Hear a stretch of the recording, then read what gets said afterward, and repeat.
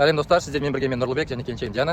Бұл шығарылымда біз сіздерге Америка Құрама Штаттарындағы автобустар, жалпы қоғамдық көліктер мен Қазақстандағы қоғамдық көліктердің айырмашылығын көрсететін боламыз.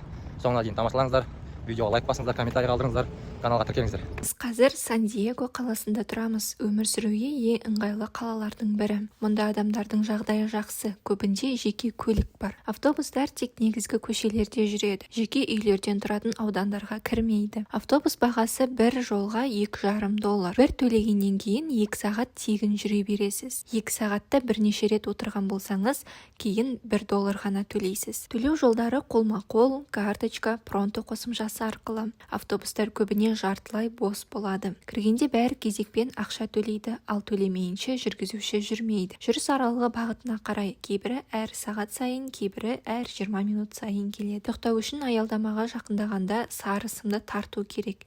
Егер ешкім тартпаса, тоқтамайды. Ал троллейлер барлық станцияға тоқтайды. Есікті кірерде, шығарда өзің батырманы басып ашасың. Және велосипедпен жүруге де ыңғайлы. Автобустардың алдында арнайы орын бар, ал троллейге кіргізіп кете беруге болады. Үлкен кісі кірсе, ешкім орын бермейді, бірақ оны қалыпты қабылдайды. Айқайлап, қабақ шытып жүрген ешкімді көрмейсің. Және мүмкіндігі шектеулі адамдарға да көшеде жүру, қоғамдық көліктерде де өте ыңғайлы, еш жерден қиындық көрмейді. Ал кейде тексерушілер кіріп, билетті тексереді. Ал Қазақстандағы қоғамдық көлікпен жағдай қалай екенін өздеріңіз білесіздер. Және қоғамдық көліктердің қай тұсы ұнады, қай тұсын Қазақстанда өзгертуге болады, өзгерте аламыз ба? Пікірлеріңізді комментарийге жазып кетіңіздер.